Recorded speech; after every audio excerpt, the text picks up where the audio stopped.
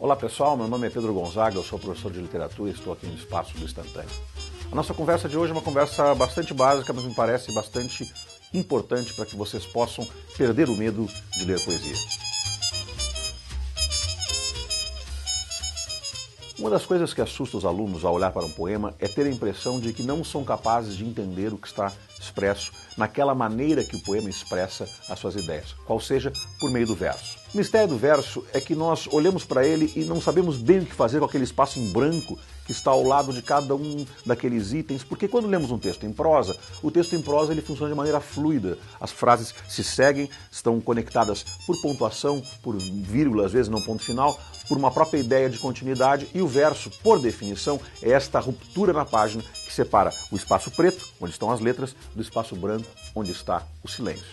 Uma dica para o aluno é pensar que este tipo de produção artística, o poema, na verdade, ele é quase que irmão da música.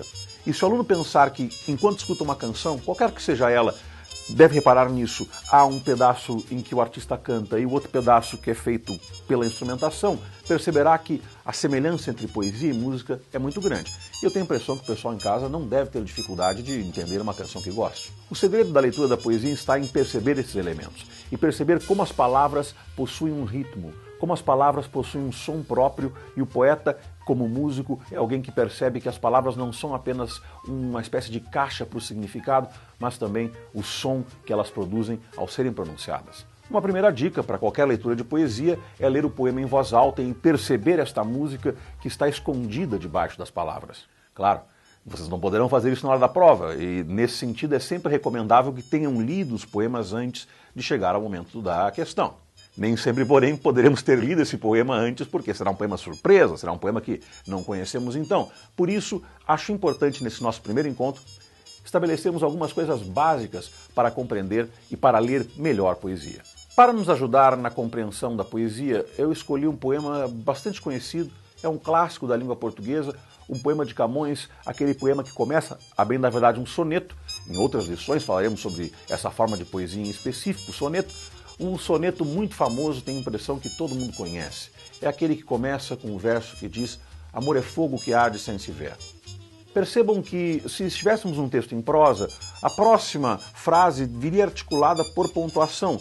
No poema é diferente. Se vocês olham o poema comigo aqui, perceberão que o poema diz: amor é fogo que arde sem se ver, é ferida que dói e não se sente, é um contentamento descontente, é dor que desatina sem doer. Num texto em prosa, esse texto viria certamente encadeado em uma linha contínua, até que um ponto final terminasse com essas ideias.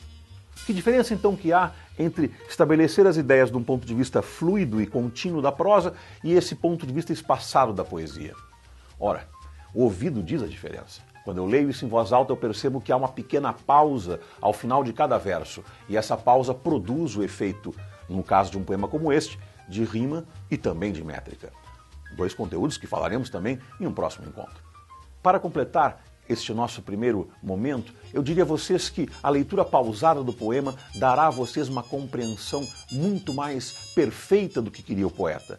E um destaque que eu faço em especial é para que vocês percebam como cada palavra não pode ser modificada sem um custo nessa construção que é o poema. Vejam só, estamos reparando este primeiro momento do poema, esta primeira estrofe, e vocês devem perceber que ao final dessa estrofe, Camões diz: é dor que desatina sem doer. Vejam que ele podia ter escolhido uma palavra mais simples, mesmo a sua época estava disponível, enlouquece sem doer. Pergunto a vocês, reparem no ouvido, como seria outro verso, e tenho certeza que esse i tão forte que desatina, puxa, teria um efeito muito mais fraco com este enlouquece, quase líquido, que seria o seu sinônimo. Reparem nisso, e esta é a primeira lição para começar a gostar e entender poesia. Cada palavra é insubstituível num poema. Pronto. A poesia tem seus mistérios? Sem dúvida que sim.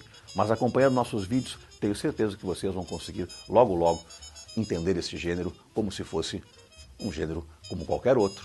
Nos encontramos no próximo vídeo. Clique aí abaixo se gostou, compartilhe com seus amigos e nós nos encontramos logo mais.